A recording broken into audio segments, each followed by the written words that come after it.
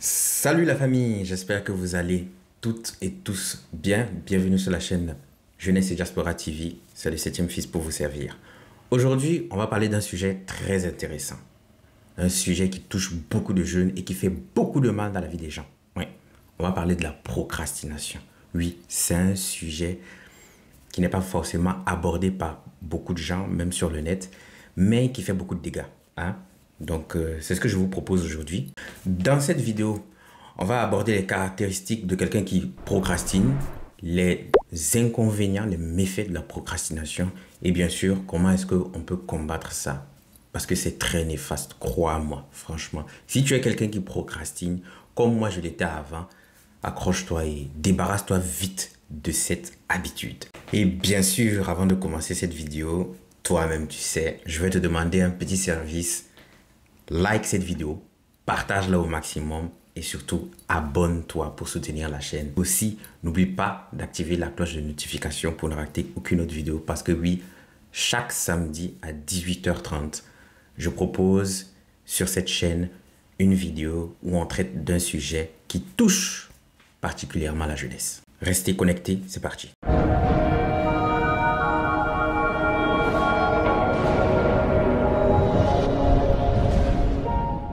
Alors, pour ceux qui ne savent pas, la procrastination, c'est quoi? La procrastination, c'est le fait de repousser dans un futur des décisions ou des actions qu'on devait prendre là, dans le temps présent. Voilà.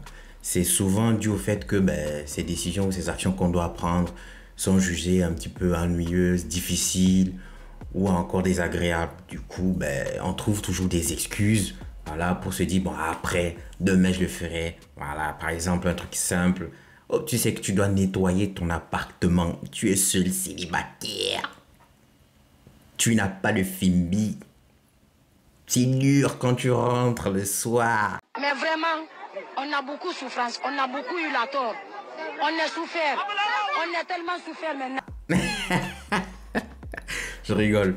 Et mais du coup, tu sais que tu dois nettoyer ton appartement. Bon, je le ferai demain. Genre, là, je suis fatigué. Après, tu te retrouves encore des excuses. Là, je le ferai demain parce que je dois sortir, aller voir un ami. Ah, c'est ça la procrastination.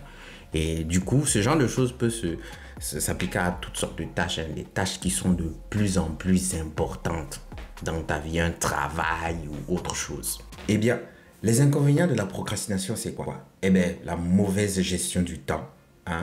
L'impact sur la santé, la baisse de productivité, la détérioration des relations personnelles et professionnelles, le résultat d'un travail médiocre, et j'en passe des bonnes et des meilleures. Ou bien on dit quoi? Des quoi et des meilleures.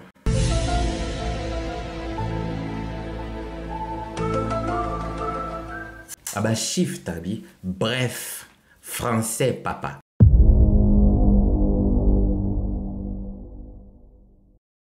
Alors, le premier inconvénient, la mauvaise gestion du temps. Oui. Alors que Dieu seul sait comment le temps est précieux à tout le monde sur cette terre. Oui, on va mourir. Nous tous, on va mourir. Abi, gère bien ton temps. Alors, la mauvaise gestion du temps, c'est quoi? C'est-à-dire que le temps que tu passes à repousser ton travail ou la tâche que tu dois faire à demain ou je ne sais quand, tu alloues ce temps-là à faire autre chose. Souvent des choses qui n'ont pas d'utilité. C'est juste pour l'enjoyment, l'entertainment ou quelque chose de plus relax. Tu ne produis pas. Tu n'utilises pas le temps que tu as là en fait pour produire quelque chose. Non, tu fais autre chose. Tu pars, tu sors, tu dragues les filles dehors. Les donjons. Ou bien tu fais le gossip au téléphone avec ta copine. Des trucs de ce genre-là. Au lieu d'être productif. Donc ça, c'est le premier inconvénient. Change ça. Tu gaspilles ton temps.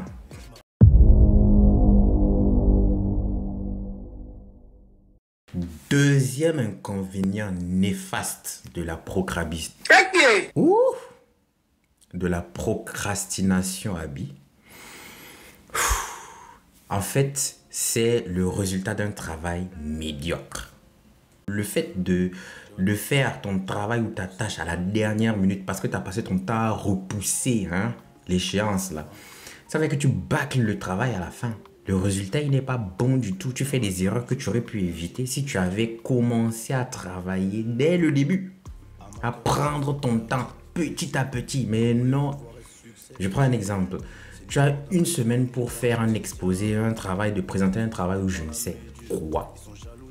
Tu te dis que, ok, dans les 7 jours, là, j'ai encore le temps. Je vais faire autre chose, Abi. Je dois aller rendre visite à des gens. Je dois aller faire ceci, je dois faire cela. Bref, ce que sais-je. Tu perds 2-3 jours. Et après, quand tu vois qu'il te reste plus beaucoup de temps, tu commences à faire le truc. Bon, j'ai le travail à faire et tout et tout. Tu commences à, vas-y. Tu fais des erreurs. Tu ne soignes pas ton travail. Tu ne rentres pas en profondeur alors que tu as eu assez de temps.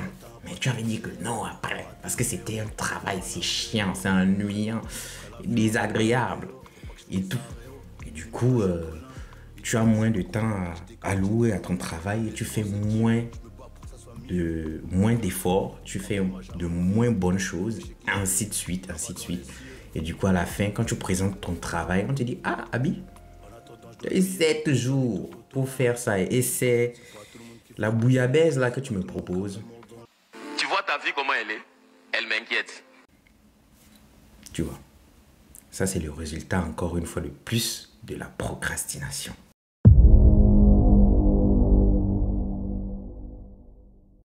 Alors, le troisième inconvénient de la procrastination, en fait, c'est la détérioration des relations personnelles ou professionnelles. Oui. Quand tu prends des engagements envers les autres et qu'au final, tu ne t'exécutes pas, on va penser que c'est un manque de respect ou bien tu n'es pas fiable, que sais-je. Je prends un exemple. Tu sais, dans le monde du travail, souvent, on se rend des petits services dans les bureaux. Ah, Gazo, est-ce que tu peux faire ça pour moi? Là, je suis sous l'eau et tout. Ah, ok, pas de souci, là, je fais un truc, là, je fais ton truc, là, t'inquiète. Tu procrastines, tu fais n'importe quoi. Tu ne fais pas la tâche que tu avais promis de faire. Ou bien tu la rends, mais de manière bâclée, parce que, bon, au final, tu n'as pas eu, hein, tu te disais que tu faisais autre chose, tu allais prendre ta pause, ainsi de suite, alors que tu t'es engagé envers quelqu'un, quand même. Voilà. Une fois que tu t'engages, tu te dis, ok, t'inquiète, tu le fais quand même. Mais quand tu trouves des petites raisons de gauche à droite, tu ne le fais pas. Tu rends un travail bâclé, la personne m'a dit que tu n'es pas fiable, ou tu l'as fait exprès, tu es méchant, ainsi de suite. Ou encore quand tu as un engagement avec des personnes dans la vie sociale, dans ta vie sociale, et puis au final, tu procrastines, tu n'as pas fait ce que tu avais promis, tu n'es pas fiable. Tu ne tiens pas tes engagements. Les gens là, ils vont pas aimer trop ça, tu vois. Donc, il n'y a que des effets négatifs dans la procrastination. Il n'y a jamais rien de bon. Abi, j'ai une question à te poser. Je vais savoir si tu es intelligent ou intelligente. Tu es prêt? Ok. Est-ce que tu as liké la vidéo? Est-ce que tu t'es abonné? Est-ce que tu as activé la cloche de notification? Non. Ne me dis pas pourquoi je fais ça. Parce que... Non, attends, je m'assois. Voilà. Non, parce que je me rappelle très bien au début de la vidéo, je t'avais demandé un service. Like, partage, commente, abonne-toi, tout ça. Tu as dit oui, je me rappelle très bien. Je t'ai entendu, tu as dit oui. Et là, je constate que tu ne l'as pas fait. Pourquoi? Donc, même pour ça, tu procrastines. Même pour un like, un abonnement, tu procrastines. Ça ne te prend pas même une seconde. Et puis, c'est gratuit. Fais ça pour moi, non? Soutiens ton frère, non? Soutiens, non? Allez, je compte sur toi, hein? Lâche-moi ton plus gros pouce en l'air comme ça et abonne-toi. Allez, c'est parti. Alors, on a vu quelques éléments, quelques inconvénients plutôt de la procrastination. Mais c'est quoi les caractéristiques, n'est-ce pas, de quelqu'un qui procrastine? Un papa n'a procrastination.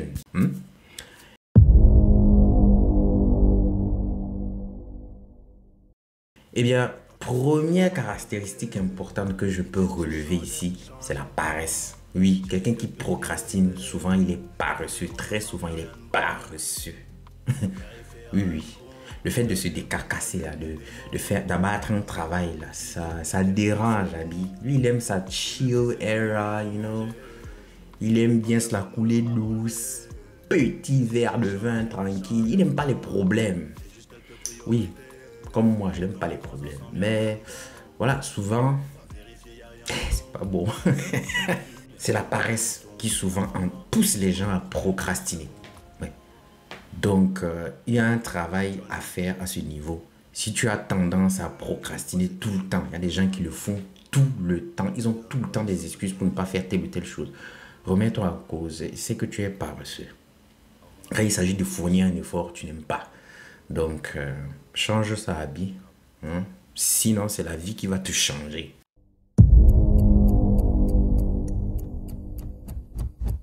Alors, le deuxième symptôme d'un procrastinateur, c'est quelqu'un qui manque de détermination. Oui. Si tu procrastines tout le temps, ça veut dire que tu manques de détermination. En fait, tu t'es fixé un objectif, tu t'es fixé une tâche. Il faut être déterminé pour l'accomplir. Parce que oui, si tu as un objectif, n'est-ce pas? Imaginons, en 2025, tu as dit que oh, je lance mon premier business. Ouais. Ou bien je lance ma chaîne YouTube. Ok, il n'y a pas de problème. Donc, il faut vas-y, quoi. 2025 arrivé, fais-le. Mais bon, tu tournes, comme on dit chez nous, tu mounou en mode, c'est quoi? Tu te trouves des excuses. Non, en fait, je n'ai pas encore le matériel. En fait, non, je n'ai pas encore le temps. En fait, non, je n'ai pas ceci, je n'ai pas cela. En fait, tu n'es pas déterminé. Parce que si tu es déterminé, si tu veux réellement faire ce que tu veux faire, là, tu vas trouver le temps et puis tu vas trouver les moyens également. Oui. C'est parce que tu n'es pas déterminé. C'est aussi simple que ça aussi. Donc, si tu procrastines, ça cache derrière un manque de détermination. Donc, travaille aussi dans ce sens-là. Comment est-ce que je peux booster ma détermination? Il y a des exercices pour ça. Peut-être qu'on le verra dans une prochaine vidéo. Je ne vais pas tout dévoiler comme ça. Moi aussi, j'ai besoin de sujets pour produire des vidéos. Voilà.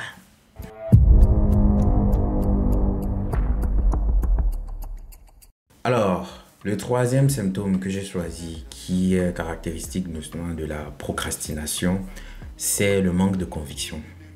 Le manque de conviction. Si tu procrastines très souvent, c'est que tu manques de conviction. Tu as eu une idée, tu as un projet et tout, mais toi-même, au fond de toi, en fait, tu n'es pas convaincu de l'idée que tu as. Tu n'es pas convaincu de la pertinence ou est-ce que tu vas y arriver. Tu manques de confiance en toi. C'est ça. Donc, du coup, qu'est-ce que tu fais? Tu trouves des excuses pour dire que tu n'es pas prêt.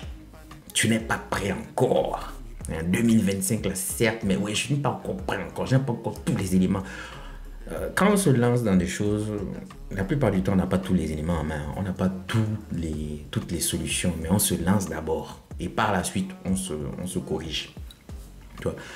Et si tu te lances pas, que tu te trouves des excuses, c'est que derrière également, tu n'as pas confiance en toi, tu n'es pas convaincu par ton projet, tu n'es pas convaincu par tes capacités.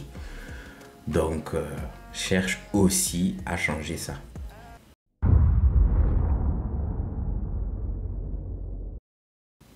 Donc, comme vous pouvez le constater, il n'y a aucun effet positif dans la procrastination. Il n'y a que des inconvénients, que des points négatifs. Voilà. Du coup, c'est aussi simple que ça. Il faut travailler à ce que ça ne se fasse pas très souvent. Il y a un truc aussi, une règle spirituelle aussi qu'il faut comprendre, c'est que déjà le plus souvent, ceux qui procrastinent, c'est ceux qui passent leur temps à dire je vais faire ci, je vais faire ça, je vais faire ci, je vais faire ça, mais bon, comme tu peux le constater, ils ne le font pas, ils ne le font jamais. Voilà. Le problème, c'est que spirituellement, quand tu libères la parole, quand tu dis je vais faire ça, quand Dieu te donne une idée de génie, voilà, révolutionnaire et tout, et tu proclames, tu dis que je vais faire ça, il y a même des témoins ou que sais-je, même si tu es seul, tu as libéré la parole, il faut exécuter. Si tu n'exécutes pas, quelqu'un d'autre dans le monde va capter cette vibration-là, cette onde-là, qui est ta parole-là, et il va exécuter à ta place. Donc, tu as une idée, tu avais une idée, ça fait 2 ans, tu ne l'as jamais mise en place, tu ne l'as jamais appliquée et tout. Mais au final, quelqu'un va capter cette onde-là et ça va lui venir en tête et il va le faire. Quand tu seras maintenant assis dans ton salon, tu vas entendre que telle personne a fait ci. Ah, ça c'était mon idée. Oh, il a volé mon idée. Ah, il a volé où? Il n'a pas volé. C'est toi qui ne t'es pas exécuté. Donc il a récupéré cette onde-là, il a capté cette onde-là et il l'a fait. Voilà.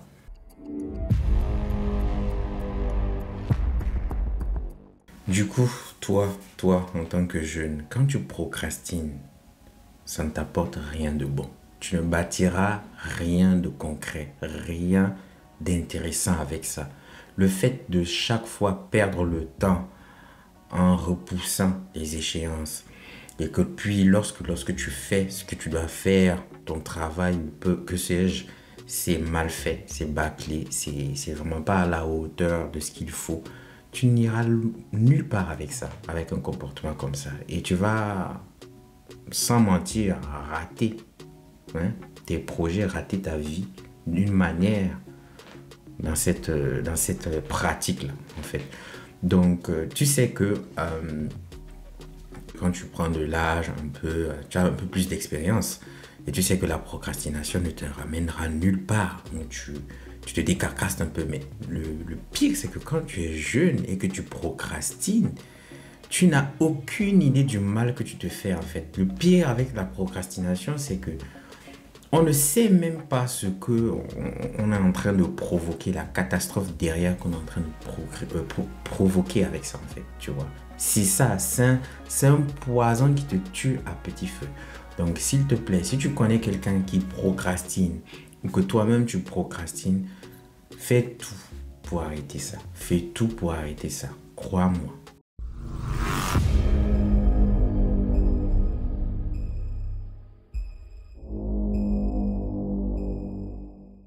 Alors, chef, pour lutter contre la procrastination, il y a plusieurs méthodes.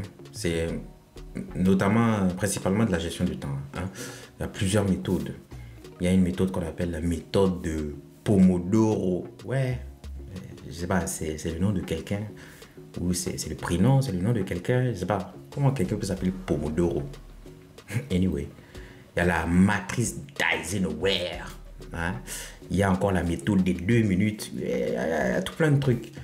Le plus simple que je peux proposer, c'est tout simplement d'avoir un emploi du temps. L'emploi du temps, ça aide à gérer ses tâches et son temps de manière générale. Parce que quand tu te lèves dans la journée, tu sais à quel moment tu dois faire telle chose. Et tu sais à quel moment tu dois te reposer, à tel moment tu dois t'enjailler, à tel moment. Quand tu es bien calibré, ça facilite l'exécution des tâches. C'est une préparation mentale derrière. Donc le plus simple possible, c'est juste essaye de tout simplement faire un emploi du temps basique. Tu as un projet. Tu sais à peu près le nombre de temps qu'il te faut pour accomplir ce projet. Tu sais qu'est-ce qu'il te faut, ainsi de suite. Tu mets en place un emploi du temps tout simplement, tout bête. Chaque jour, je fais telle chose à tel moment. Voilà, ça t'aide en plus à visualiser. Et lorsque tu vas vouloir procrastiner ou quoi que ce soit, non, tu sais que non, il n'y a pas mieux à faire. Tu as déjà tout géré ton temps durant toute la journée. Tu n'as pas autre chose à faire. Voilà, déjà ça, c'est une pression psychologique. Tu peux aussi t'aider de ton entourage. Demande à quelqu'un de te mettre la pression sur certaines choses. Quand tu n'es pas motivé ou quand tu essaies de te trouver des excuses, alors que tu dois faire certaines choses, la personne te met la pression, dit non, viens on va faire ça. Tu as dit que tu allais faire ça, lève-toi, tu fais. Tu vas aller où? Tu vas aller regarder la télé. Il y a quoi à la télé? C'était pas ça qui était prévu. Tu vois, quand on te met la pression, surtout que tu as des membres de ta famille, tes proches qui sont là derrière, qui te foutent la pression, ça te motive. Tu disais que tu ne peux pas te débrouiller tout seul, ça te motive. Tu vois? Du coup, voilà 2 petites astuces tout simplement qui pourraient t'aider. Et si tu en connais d'autres, dis-le moi en commentaire. La famille, c'est la fin de cette vidéo. Comme tu as pu le constater, j'ai été rapide aujourd'hui. Ça n'a pas fait je ne sais combien de minutes. Moi aussi, il faut que j'aille faire autre chose, ma vie. Du coup, si tu as apprécié cette vidéo, je te demande tout simplement de me lâcher ton plus gros pouce en l'air, de partager la vidéo au maximum, de dire à toute ta famille, tes amis que il y a un Burkinabé, un petit jeune Burkinabé là-bas qui essaye de se lancer un petit peu. Il a un petit concept. Abi, soutenons-le. Le petit frère de Ibrahim Traoré. Lol. Du coup, donnez-moi de la force et surtout, abonnez-vous. Abonnez-vous massivement pour me faire comprendre que vous aimez le contenu et que vous voudriez que ça continue. Voilà, donc abonnez-vous et restez connectés parce que chaque samedi à 18h30, nous avons de nouvelles vidéos. De nouveaux concepts arrivent, j'essaye de voir comment est-ce que je peux varier un peu la sauce pour ne pas qu'on s'ennuie. Voilà, donc reste connecté, je te dis à plus tard. Prends bien soin de toi et de ta famille. Allez, ciao!